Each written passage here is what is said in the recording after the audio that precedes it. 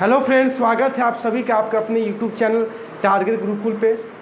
तो हम लोग जो है बेहतरीन चैप्टर पढ़ रहे हैं आपको मैग्नेटिज्म, जिसमें से हम लोगों ने कॉन्सेप्ट क्लास को दी एंड किया है और कल से मैंने प्रैक्टिस क्लास को स्टार्ट किया है, जिसमें से कल हम लोग का 5 क्वेश्चन हम लोगों ने देखा है। बेसिकली जो भी था एक्सपेक्टेड और PYQ क्वेश्चन था, और ये जो वीडियो था कल वाला वो आपके यूट्यूब चैनल और आपके बेसिकली जो है पेड बैच है, दोनों में अपलोड है। आज हम लोग क्या करेंगे कि नेक्स्ट क्वेश्चन से अपना सीरीज़ को प्रोसीड करेंगे, क्योंकि हम लोग का टारगेट है टोटल 15 to 20 क्वेश्चन जो है एक्सपेक्टेड और PYQ हम लोग देख रहे हैं मैग्नेटिज्म और मैटर से, क्योंकि जितने सारे क्वेश्चन है सारा जो मैं कॉन्सेप्ट बताया हूँ उसी में से सारा क्वेश्चन है, आप लोगों ने देखा होगा।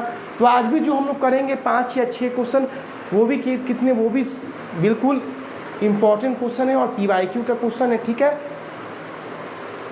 तो जितना जल्दी हो सके बैच में इनरोल हो जाइए, क्योंकि सिलेबस जो है काफ़ी मैग्नेटिज्म एंड मैटर जो है बेसिकली हम लोग फिनिश कर चुके हैं। कॉन्सेप्ट का टोटल मैंने 7 पार्ट कॉन्सेप्ट का दिया हूँ, और इसके 2-3 बार मैं बेसिकली नेक्स्ट मंडे से मैं शुरू कर दूंगा new chapter electromagnetic induction.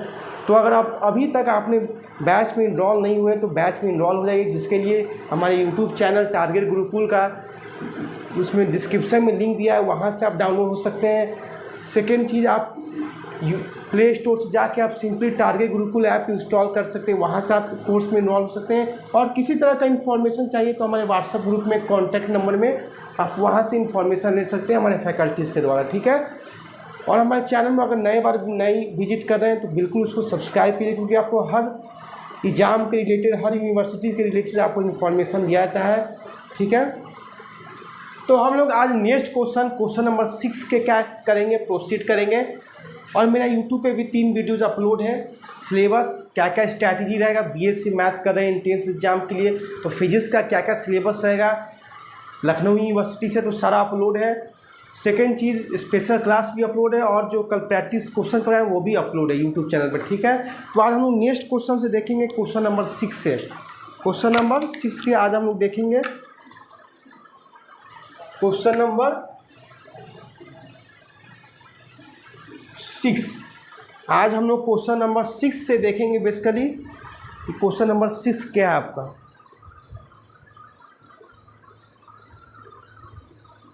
Question number 6, तो क्वेश्चन नंबर 6 आपका है बेसिकली असर्शन और रीजन बेस पे क्वेश्चन है। असर्शन और रीजन बेस पे क्या है, क्वेश्चन है। तो असर्शन और रीजन का एक बेसिकली क्या होता है, एक रूल्स होता है, मैं लिख देता हूँ। पहला है कि both assertion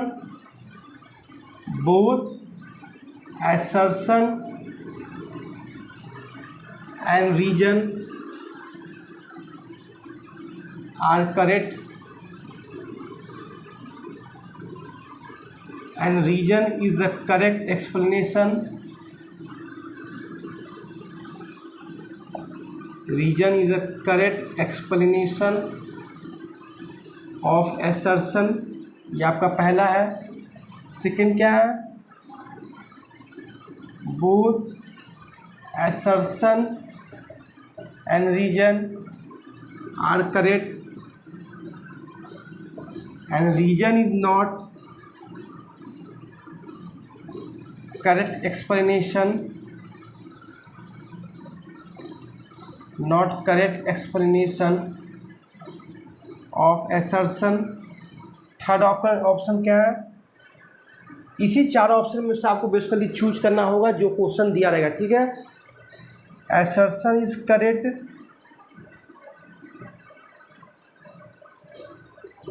reason is incorrect. Fourth option आपका क्या है, assertion is incorrect, assertion is incorrect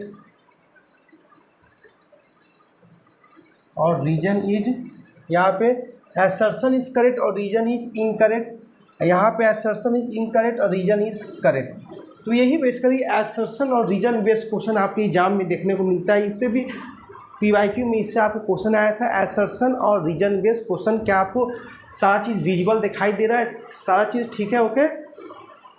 question क्या है वो हम लोग अब लिखेंगे। इसको पहले इसी 4 ऑप्शन में से आपको कोई एक ऑप्शन चूज करना है, जो अभी मैं क्वेश्चन लिखाऊंगा।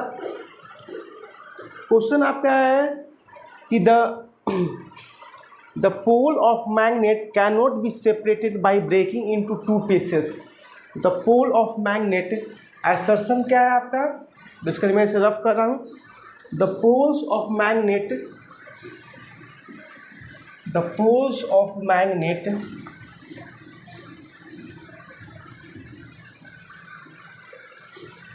assertion क्या है, the poles of magnet cannot be separated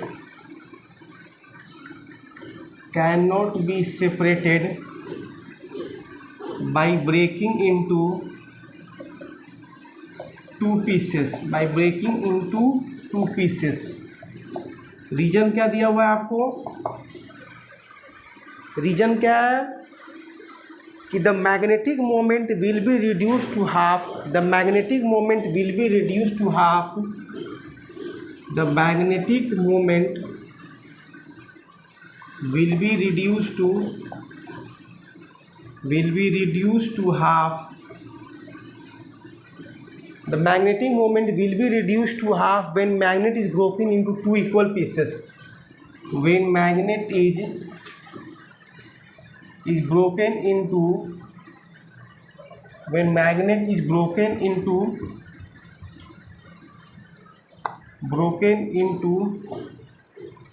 two equal pieces।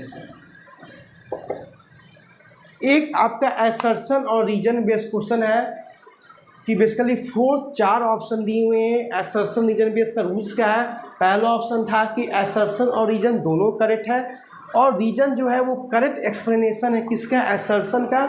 दूसरा क्या था कि असर्शन और रीजन करेक्ट है, बट रीजन जो है वो असर्शन को करेक्ट एक्सप्लेन नहीं कर रहा है। तीसरा ऑप्शन क्या था कि असर्शन करेक्ट है, रीजन इनकरेक्ट है। चौथा क्या था, असर्शन इनकरेक्ट है बट रीजन करेक्ट। यही 4 ऑप्शन में से आपको चूज करना था।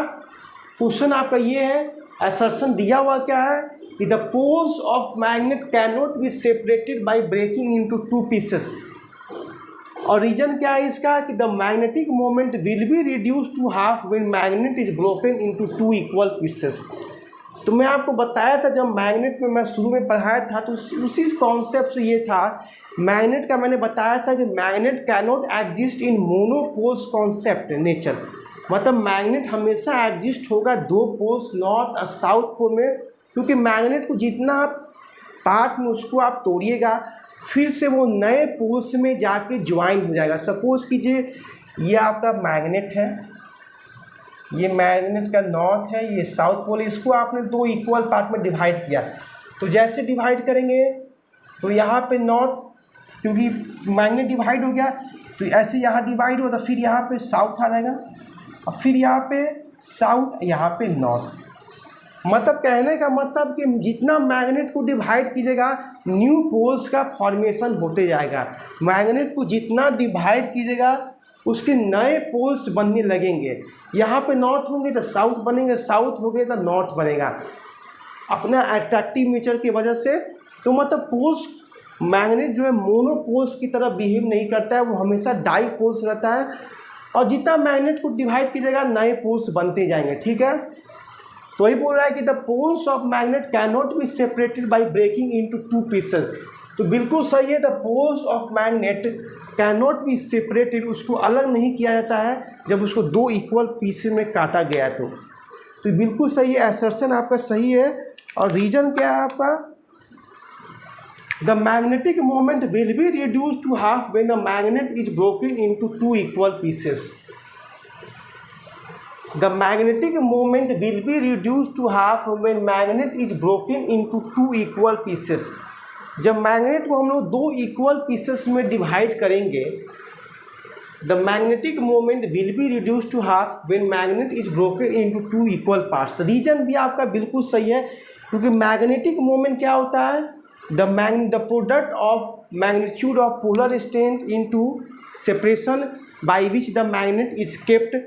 तो यहाँ पे आपका जो पोलर स्ट्रेंथ है वो तो बेसिकली यहाँ से जो है, सपोज कीजिए क्लियर नहीं है कि मैग्नेट को कैसे हम लोग स्प्लिट अप किए हैं, उसके लेंथ के पैरेलल या लेंथ के परपेंडिकुलर, क्योंकि लेंथ के पैरेलल उसको तोड़िएगा तब पोलर स्ट्रेंथ पे इफेक्ट आता है, क्योंकि पोलर स्ट्रेंथ जो होता है वो मैग्नेट के नेचर ऑफ मटेरियल और उसके एरिया पर डिपेंड करता है, ना कि उसके लेंथ पर। ये मैंने बताया था।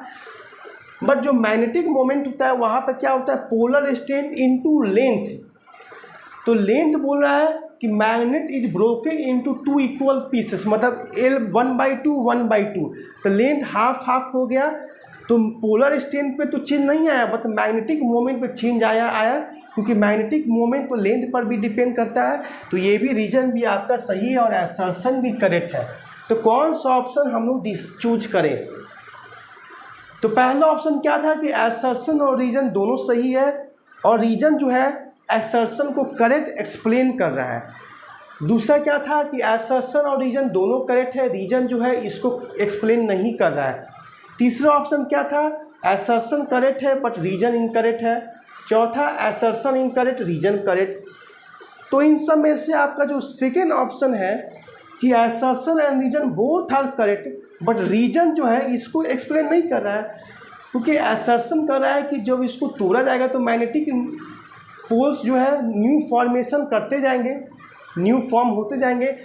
तो इसका रीजन जो है इसको करेक्ट एक्सप्लेन नहीं कर रहा है। इसका लॉजिक और दोनों का लॉजिक काफ़ी अलग है, इससे इसका कोई मतलब नहीं है। ठीक है, इसको जो है इससे कोई मतलब नहीं। असर्शन का अगर इसका हम लोग रीजन एक्सप्लेन करें तो हम लोग रीजन यहाँ पे ये लिखते हैं कि magnet cannot exist in monopoles nature. If we cut the magnet into equal pieces then always new magnet form take place। Okay, मतलब मैग्नेट जो है मोनोपोल्स की तरह बिहेव नहीं करता है, और कैनॉट एग्जिस्ट इन मैग्नेट मोनोपोल्स नेवर, ये उसका रीजन होता है। तो ये रीजन जो है इसको करेक्ट एक्सप्लेन नहीं कर रहा था। बी जो है आपका करेक्ट आंसर हो जाएगा, तो बी को टिक आउट कर दीजिएगा। अब क्योंकि मैं यहाँ पे लिखा नहीं हूँ, क्योंकि रफ कर दिया था स्पेस नहीं होने की वजह से, तो बी आपका जो हो जाएगा करेक्ट ऑप्शन हो जाएगा। तो उसको लिख लीजिए, फटाक से लिख लीजिए इसको।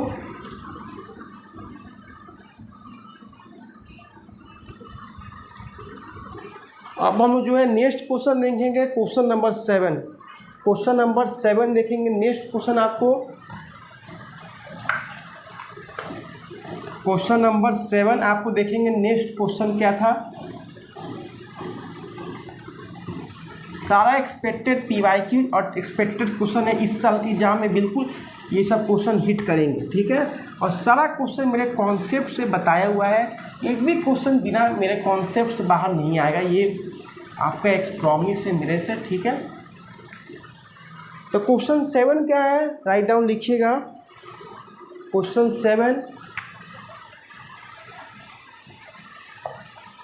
7 आपको बोल रहा है कि द वर्क डन, ये आपका एक न्यूमेरिकल है, the work done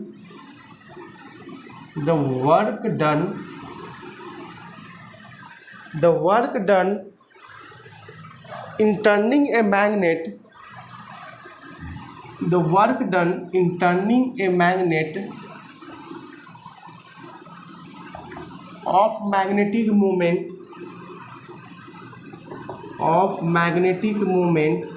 m, the work done in turning a magnet of magnetic moment m by an angle 90 degree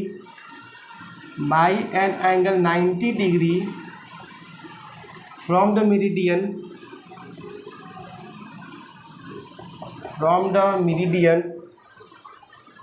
is n times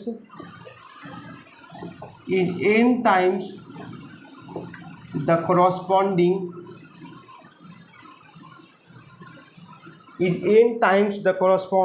work done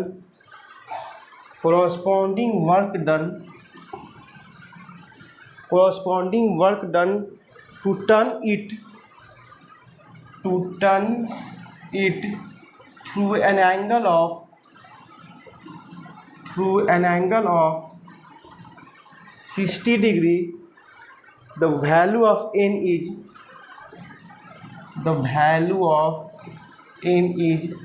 first option आपका है 2, सेकेंड ऑप्शन है आपका 0.5,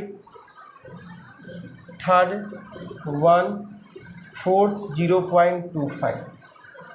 question को पहले ध्यान से पढ़िए, इसे सॉल्व करने की कोशिश कीजिए। क्या क्वेश्चन बोल रहा है कि the work done in turning a magnet of magnetic moment m by an angle of 90 degree from the meridian is n times the corresponding work done to turn it through an angle of 60 degree, the value of n is, ये आपका PYQ का question है और ये भी expected है, इस साल में भी आ सकता है क्वेश्चन। वर्क डन के फॉर्मूला बनेगा, बट काफ़ी कॉन्सेप्चुअल क्वेश्चन है, ठीक है। यहाँ पे बेसिकली दो थीटा का कॉन्सेप्ट लगेगा, θ1 θ2 और केस दो केस बनेगा। क्वेश्चन को पहले ध्यान से, न्यूमेरिकल को पहले ध्यान से उसको पढ़ना चाहिए और जो गिवन है पहले उसको लिखना चाहिए। तो work done in turning a magnet of magnetic moment m, किसी मैग्नेट को हम लोग अगर मैग्नेटिक फील्ड में रखते हैं और जिसका मैग्नेटिक मोमेंट m है तो उस पर वर्क करेंगे, किसी एंगल से उसको रोटेट करने मैंने बताया था, by an angle of 90 degree from the meridian. यहाँ से ही, यहाँ पे जो अगर नहीं ध्यान दिया इधर ही से तो गड़बड़ हो जाएगा। अगर यहाँ पे कोई नहीं बच्चा ध्यान दिया तो इसको 90 डिग्री को θ1 ले लेगा और 60 डिग्री को θ2 हम लोग इमेजिन कर लेंगे।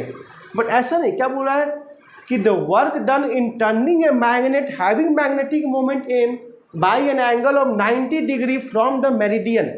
कहीं ना कहीं जब मैग्नेट को हम लोग मैग्नेटिक फील्ड में रखे हैं तो कहीं ना कहीं उसके पास उसका मैग्नेटिक मोमेंट हो तो पहले वो कहीं ना कहीं किसी एंगल पे वो सिचुएटेड है, क्योंकि मैग्नेट का एक मैग्नेटिक पोल्स होते हैं नॉर्थ और साउथ पोल, जिनको हम लोग मेरिडियन बोलते हैं, जो स्ट्रेट लाइन जिससे ज्वाइन होता है।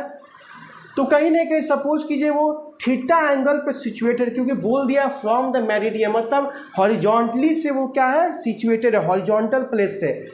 तो θ1 क्या है आपको 0 डिग्री, उस 0 डिग्री से हम इस मैग्नेट को रोटेट कर रहे हैं कितना एंगल पर, 90 डिग्री पर। कितना एंगल पे, 90 डिग्री पे।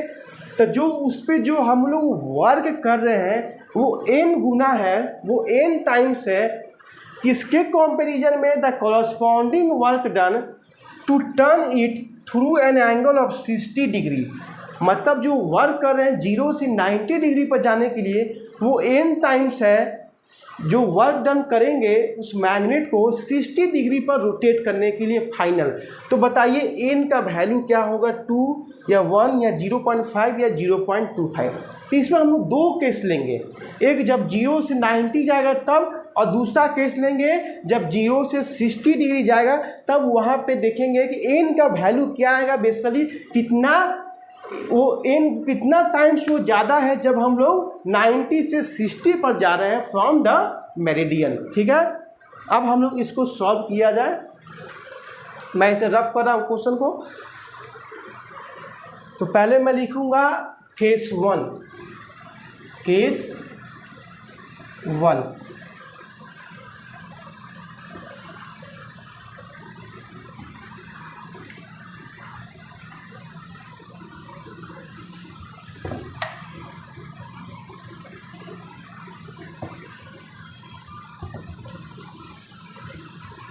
केस 1 आपको क्या हो जाएगा,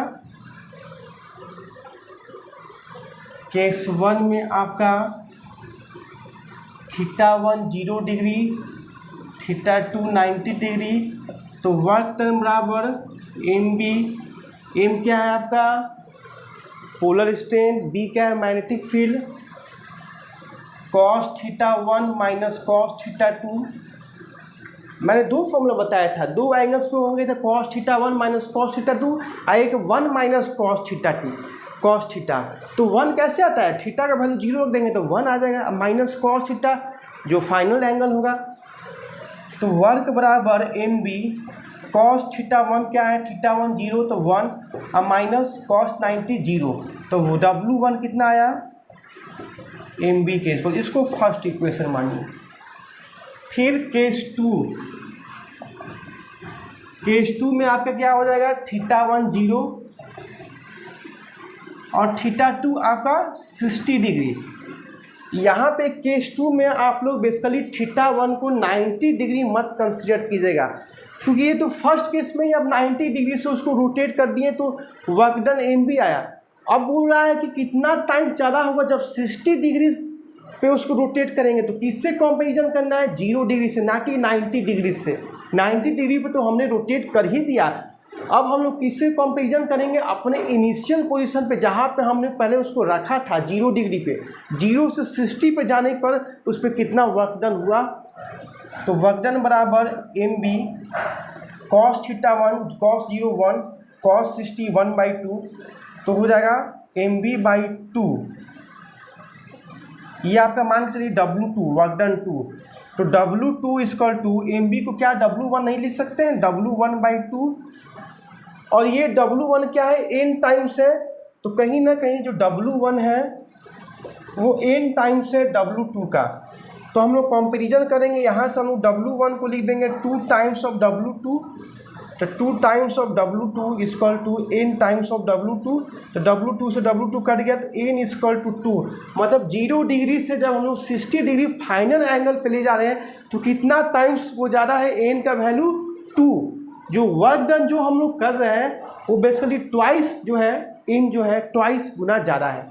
तो 2 इज योर करेक्ट आंसर। 1 जो है आपका जो बेसिकली 1 ऑप्शन, नॉट 1, जो पहला ऑप्शन है तो वो जो है आपका करेक्ट ऑप्शन हो जाएगा। मोस्ट कॉन्सेप्चुअल न्यूमेरिकल था जो वर्क डन के फॉर्मूला पे था। जब दो एंगल पे किसी मैग्नेट को हम लोग रोटेट करेंगे तो क्या वर्क डन होगा, कितना टाइम्स ज़्यादा होगा। तो इससे अच्छा सुंदर क्वेश्चन आपको देखने को नहीं मिलेगा। मोस्ट इम्पॉर्टेंट क्वेश्चन, ठीक है। सारा कॉन्सेप्ट इस क्वेश्चन से आपको क्लियर हो गया होगा, ठीक है। क्वेश्चन नंबर 7 इसको नोट डाउन कीजिए, फिर हम लोग क्वेश्चन नंबर 8 की ओर देखेंगे।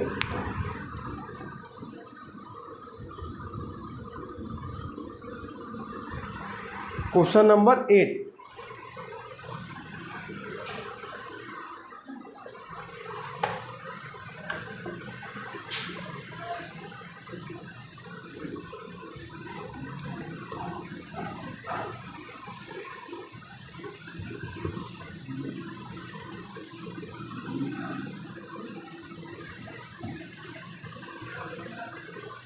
अब हम देखें क्वेश्चन नंबर 8 क्या बोल रहा है।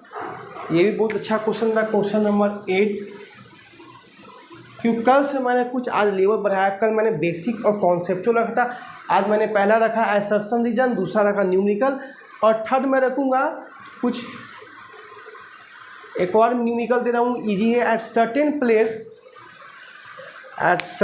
Place the angle of deep at certain place the angle of deep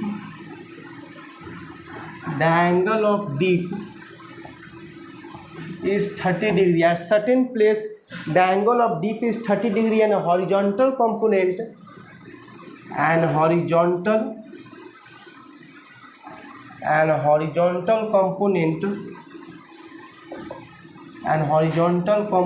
of earth magnetic field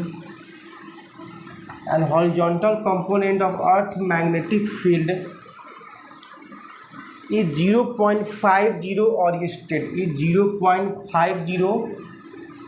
or state. ये मैग्नेटिक फील्ड का यूनिट है।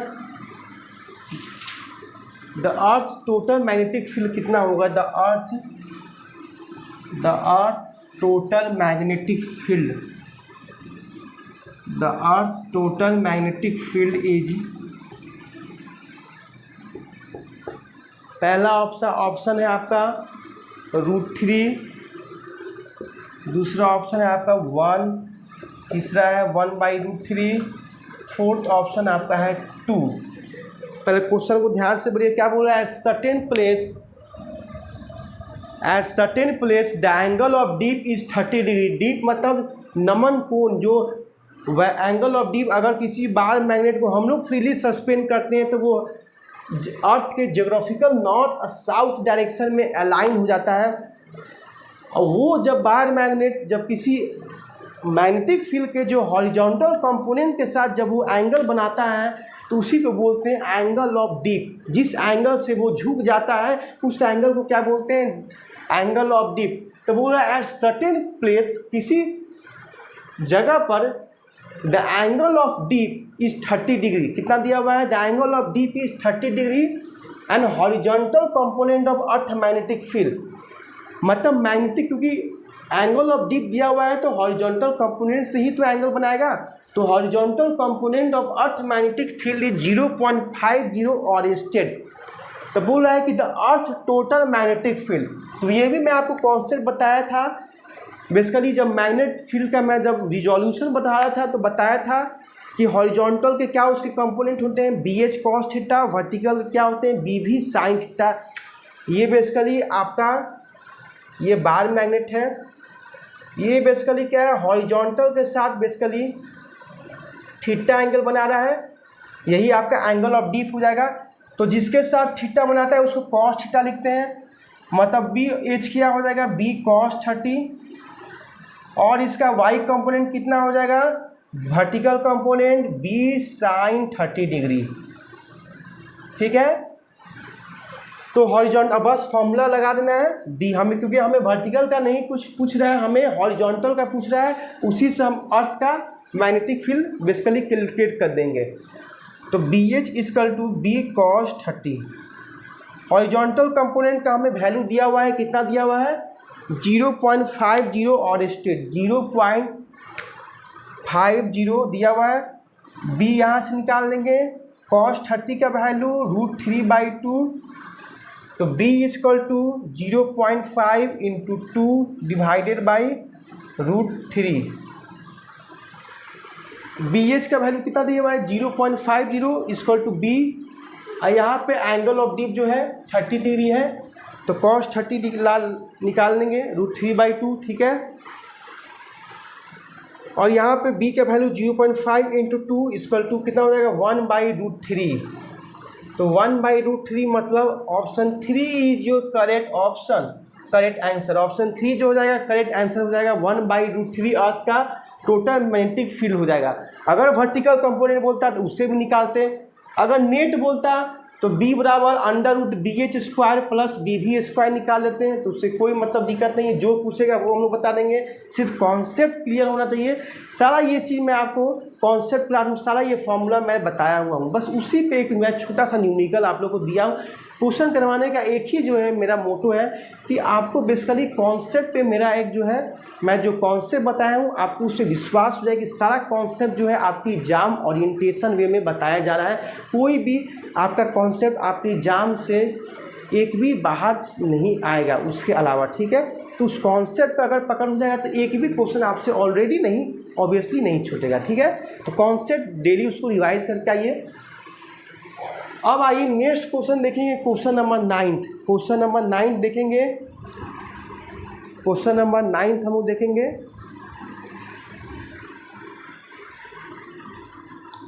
तो ये हो गया, तो अर्थ का टोटल मैग्नेटिक फील्ड कितना आया, 1/√3। अब देखेंगे क्वेश्चन नंबर 9।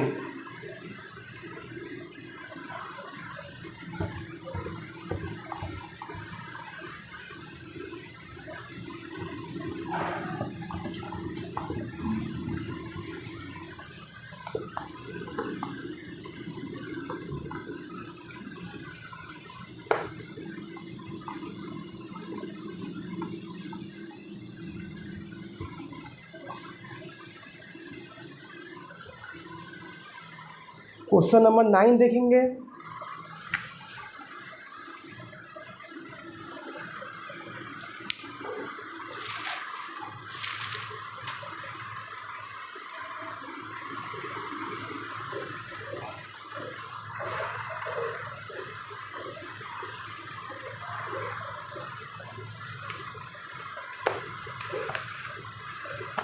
क्वेश्चन नंबर 9 लिखिए, ये भी मोस्ट इंपॉर्टेंट क्वेश्चन मैं आप लोग करवा रहा हूँ, ये भी लिखिए लीजिए आप लोग, एक न्यूमेरिकल ही है। A long magnet basically polar strength के कॉन्सेप्ट पर न्यूमेरिकल है। A long magnet is ब्रेकन, a long magnet is cut into 2 parts, a long magnet is cut into 2 parts,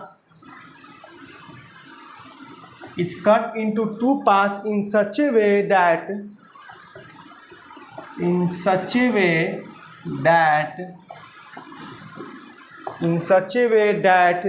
the ratio of their length in such a way that ratio of their length is 1:2, is 2:1. The ratio of polar strength of both the section is the ratio of polar strength of both the section is। बोल रहा है कि एक long magnet है, उसको cut किए दो part में, इस तरह से कट किए हैं कि जो रेशियो है उसका लेंथ का, लंबाई का, वो 2:1 में है। The ratio of polar strength of both the section is, आपका ऑप्शन है पहला इक्वल, सेकेंड ऑप्शन है आपका इन रेशियो 2:1, थर्ड ऑप्शन 1:2 और फोर्थ ऑप्शन आपका है 4:1।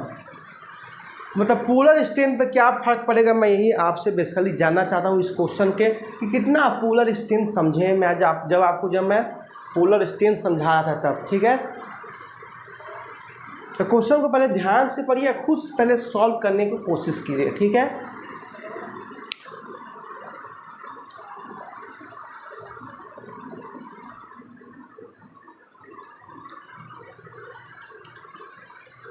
अब आइए हम इसको सॉल्व करें। बोल रहा है एक लॉन्ग मैग्नेट है, बड़ा सा एक मैग्नेट है, ये इसका नॉर्थ पोल है, ये इसका साउथ पोल है, ठीक है।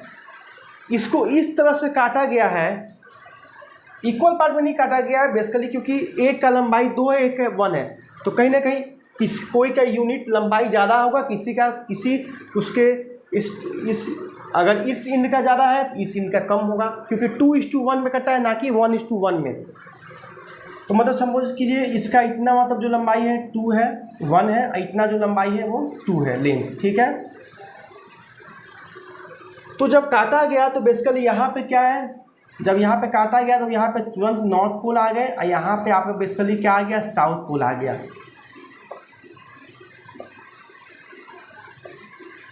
क्योंकि मैग्नेट के पोल्स जो बेसिकली जो है कट होते जाते हैं, न्यू पोल्स का फॉर्मेशन होते रहता है, ठीक है।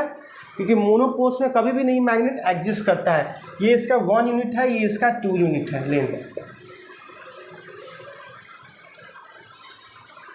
बोल रहा है कि उसके पोलर स्ट्रेंथ पे क्या डिपेंड करेगा, इन दोनों के पोलर स्ट्रेंथ पे क्या फर्क इफेक्ट देखने को मिलेगा, किस रेशियो में कट करेगा, किस रेशियो में आएगा। तो मैंने बताया था कि पोलर स्ट्रेंथ जो होते हैं मैग्नेट के, वो डिपेंड करते हैं आपके नेचर मटेरियल पे और उसके एरिया ऑफ क्रॉस सेक्शन पे, ना कि उसके लेंथ पर पोलर स्ट्रेंथ डिपेंड ही नहीं करता है। तो किसी रेशियो में कट हो, हमको उससे मतलब नहीं है, उसका वैल्यू इक्वल हो जाएगा। पोलर स्ट्रेंथ का जो वैल्यू आएगा वो इक्वल आएगा, मतलब जो पोलर स्ट्रेंथ किस रेशियो में कट होगा, इक्वल। मतलब इससे फर्क ही नहीं पड़ रहा है कि 1:2 में कट है या 2:3 में। Polar strength never depend on magnet length and it's only depend on magnet nature and its area of cross section। अगर हम लोग इस लेंथ के, अगर हम लोग इस मैग्नेट के पोलर स्ट्रेंथ के, इस पोलर स्ट्रेंथ के लेंथ के हम लोग उसके अलोंग कट करते हैं, तब हमें मैग्नेट के पोलर स्ट्रेंथ पे इफेक्ट देखने को मिलता है, क्योंकि उसका तब एरिया पे इफेक्ट पड़ता है। ऐसे लेंथ पे आप कट कीजिएगा तो पोलर स्ट्रेंथ पे कोई चेंज हमें देखने को नहीं मिलेगा। इज इट क्लियर और नॉट? तो इसका आंसर इक्वल हो जाएगा। मोस्ट सुपर क्वेश्चन, ये ऐसा क्वेश्चन आपको बिल्कुल एग्जाम में देखने को मिलेगा, क्योंकि बहुत स्टूडेंट ऐसा हड़बड़ी में 2:1 या बेसिकली 1:2 में ऑप्शन टिक कर देंगे। वो सोचेंगे पोलर स्ट्रेंथ पे तो डिपेंड नहीं करेगा, तो 2:1 पे यहाँ भी 2:1, तो ऐसा नहीं, किसी भी रेशियो में वो नहीं होगा इक्वल, मतलब वो डिपेंड ही नहीं करेगा किसी में, ना 2:1, ना 1:2, ना 4:1। इक्वल मतलब अनअफेक्टेड, नो चेंजेस, इक्वल में कोई रेशियो में वो नहीं, इक्वल बराबर रेशियो में वो होगा मैग्नेट का, किसी में वो इफेक्ट नहीं आएगा। मतलब उस किसी पे लेंथ पे उसको स्प्लिट अप कीजिए, पोलर स्ट्रेंथ उसका उतना ही रहेगा जो पहले है, ठीक है। इसको नोट डाउन कीजिए। अब हम लोग नेक्स्ट क्वेश्चन देखेंगे, question number 10। Question number 10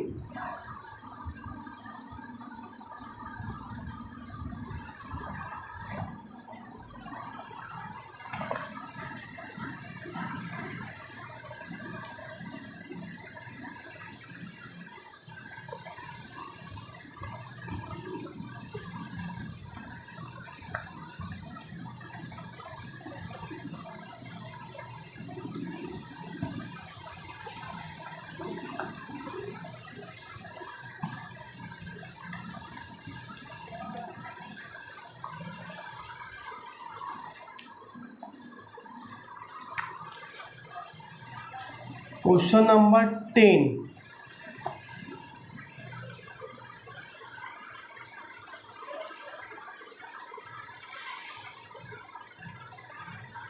question number 10 note down कीजिएगा।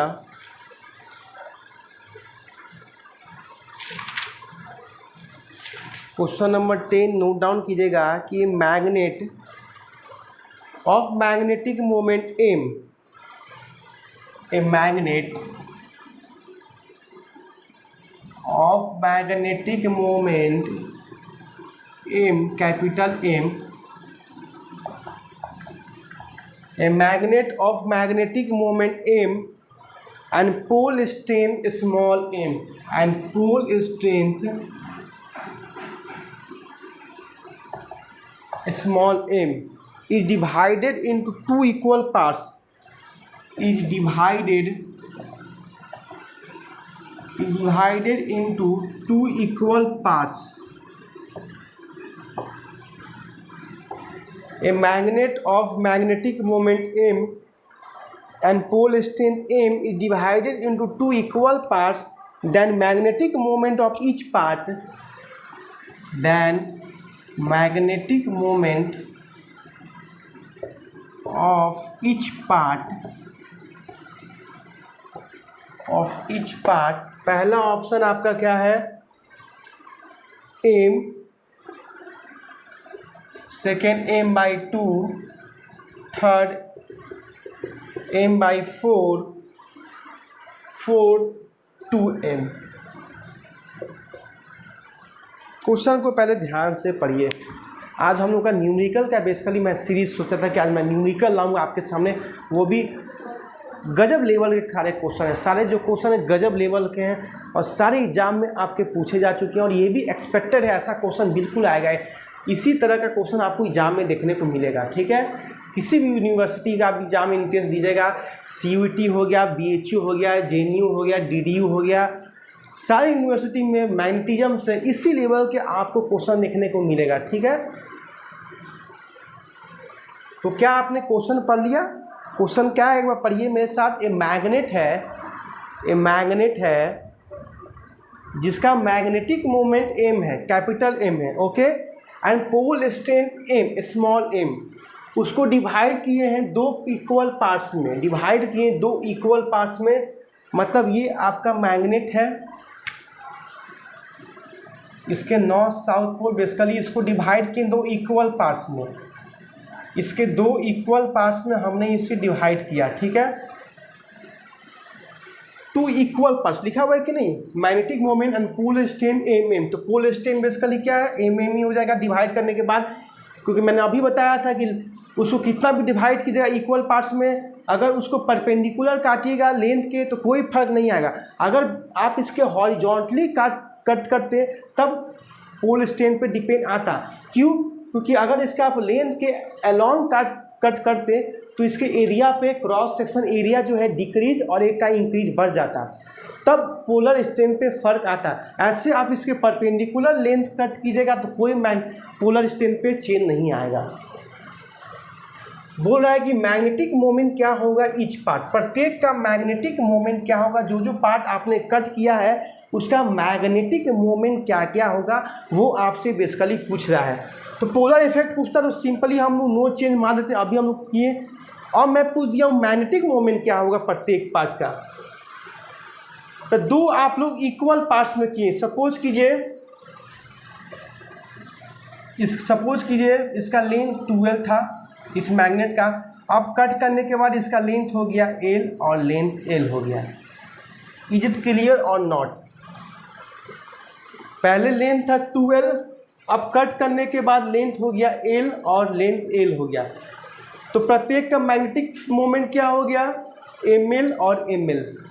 m क्या है, पोलर स्ट्रेंथ है, l उसका लेंथ है, क्योंकि दो इक्वल पार्ट्स में हुआ है तो एक का क्या हो जाएगा लेंथ l यूनिट और दूसरा पार्ट का क्या हो जाएगा लेंथ l यूनिट। तो magnetic moment of each part क्या हो जाएगा, इसका बेसिकली ml और इसका हो जाएगा सेकेंड पार्ट का ml। तो ये पूछ रहा है कि कट करने के बाद इसका पहला जो पहला इनिशियल पोजीशन है उससे इसका रिलेशन पूछ रहा है, क्या हो जाएगा m ही रहेगा, या तो m/2 होगा या m/4 होगा या 2m हो जाएगा, या क्या हो जाएगा 2m हो जाएगा। तो देखिए इसका जो आंसर है magnetic moment of each part, अगर हम लोग बेसिकली लेंथ 12 लिए हैं तो LL में अगर कट किए तो इसका मैग्नेटिक मोमेंट सेम रहेगा। ध्यान सुनिए, अगर हम लोग इसका लेंथ L लिए हैं और इसको दो पार्ट इक्वल में कट किए हैं तो क्या हो जाएगा L/2 और L/2। और क्वेश्चन में जहाँ देख रहा हूँ तो लिख रहा है कि हैविंग लेंथ L, हैविंग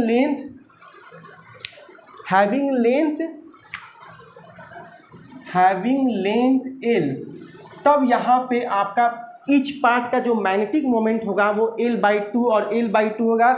इस वजह से इसका आंसर m/2 हो जाएगा। मतलब पहले से क्या हो गया, पहले मैग्नेटिक मोमेंट से इसका न्यू मैग्नेटिक मोमेंट हाफ हो गया, क्योंकि लेंथ ही इसका हाफ हो गया है। ठीक है, अगर इसका लेंथ 12 रहता तब L में डिवाइड होता, पहले इसका अगर लेंथ 12 रहता तब L में डिवाइड होता, तब इसका क्या होता ml और ml, और इसका फाइनल मैग्नेटिक मोमेंट क्या आता m × 2l। तो ये आपका बेसिकली जो इनिशियल आता मैग्नेटिक मोमेंट कितना आता 2 टाइम्स ml, ये पहला। और सेकेंड आता कितना m', वो कितना आता ml आता। तो बेसिकली जो सेकेंड पार्ट का जो मैग्नेटिक मोमेंट है वो बेसिकली हम देख रहे हैं पहले पार्ट से कितना है, सेकेंड का जो मैग्नेटिक मोमेंट है हमें बेसिकली 2 ml इसको बनाना है। तो क्या करना पड़ेगा, 2 से डिवाइड कीजिए और 2 से गुना भी कीजिए, तो ये क्या हो जाएगा m/2। ओहो, ये क्या देख रहे हैं 12 के बाद भी हमें m/2 ही रिजल्ट मिल रहा है। जी हाँ, अगर लेंथ 12 मान रहे हैं तब भी m/2 ही रिजल्ट आ रहा है। मोस्ट सुपर क्वेश्चन, मैं भी कंफ्यूज हो गया, मोस्ट सुपर क्वेश्चन ये है आपका। जब लेंथ 12 है तो कट करने के बाद L में स्प्लिट अप हो गया, नो प्रॉब्लम। तो पहला इनिशियल का मैग्नेटिक मोमेंट हम लोग निकाले m छोटा स्मॉल पोलर स्ट्रेन इंटू 12, ये आपका पहला हो गया। अब हम लोग सेकेंड केस में इसके पोलर इसके लेंथ को कट कर दिए, तो एक का यूनिट का लेंथ L, अगला का भी L, तब ना L 2L हो गया। तो सेकेंड केस में magnetic moment small m × L, तो क्या हो गया स्मॉल m × L, तो कितना हो गया इक्वल टू, हमें बेसिकली पहला वाला से कंपैरिजन कर रहा है तो 2 से मल्टीप्लाई करेंगे और 2 से डिवाइड भी, तो 2 ml को क्या लिखेंगे m और डिवाइडेड बाई 2, मतलब पहला से हाफ हो जाएगा m/2। तो ये बी जो करेक्ट ऑप्शन। और अगर लेंथ L भी लिखिएगा तो ऑब्वियसली बात है L/2 और L/2 में तो डिवाइड होगा ही। ठीक है, तो मोस्ट इम्पॉर्टेंट क्वेश्चन आज का जो क्वेश्चन का सीरीज था, बहुत इंपॉर्टेंट मैं क्वेश्चन कराया हूँ। अगर उसके बाद भी किसी तरह का डाउट आपके पास दिमाग में अगर बच रहा है तो कमेंट कीजिएगा, मैं उसका बिल्कुल आपको और एक बार समझा दूंगा। ठीक है, ऐसा आपको मुझे नहीं लग रहा है कि आपको कहीं प्रॉब्लम होगा। एक मैं आपको क्वेश्चन होमवर्क के लिए दे रहा हूँ, उसको नोट डाउन कीजिए। होमवर्क का क्वेश्चन है, एक क्वेश्चन आपका मैं दे रहा हूँ होमवर्क का, क्वेश्चन नंबर 11। कल भी ये क्वेश्चन का सीरीज चलेगा। जी हाँ, कल भी मैं क्वेश्चन का ये सीरीज चलाऊंगा।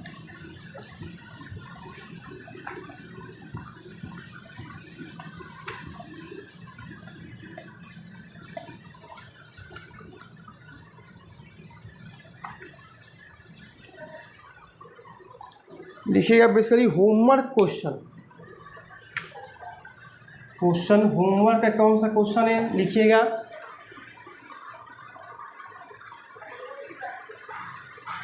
A long magnetic needle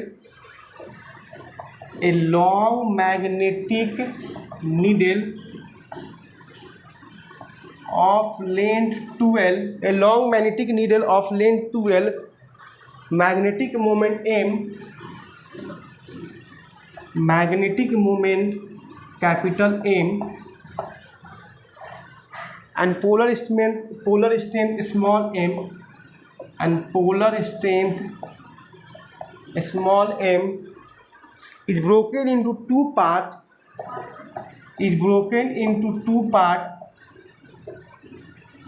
two pieces at middle the magnetic moment and pole strength, the magnetic moment and pole strength of each piece कितना होगा बताइएगा। ऑप्शन दे देता हूँ, m/2 ये आपका ए जो है पहला इस कैपिटल एम है और दूसरा केस में स्मॉल एम है, क्योंकि पहला पूछा है मैग्नेटिक मोमेंट और दूसरा केस में पूछा है पोलर स्ट्रेंथ में क्या फर्क आएगा। बी में m/2, तीसरा option m/2 m, D option capital M और स्मॉल एम। प्रीवियस मैंने क्वेश्चन करवाया था जिसमें लेंथ एल लिखा था, इसमें मैं लिख दिया हूँ लेंथ 12। ये भी गजब का क्वेश्चन है, most VVI question, most expected question है, मोस्ट टारगेटेड क्वेश्चन। ऐसा क्वेश्चन पर अगर कॉन्सेप्ट बन गया, मैं कॉन्सेप्ट कराया हूँ तो इसे ध्यान से कीजिएगा और कमेंट जरूर बताइएगा यूट्यूब पर या पेड बैच में क्या इसका आंसर होगा, ठीक है। तो कैसा लगा क्लास बताइएगा। हम नेक्स्ट वीडियो मिलेंगे, तब तक बाय बाय, जय हिंद सोल्जर्स।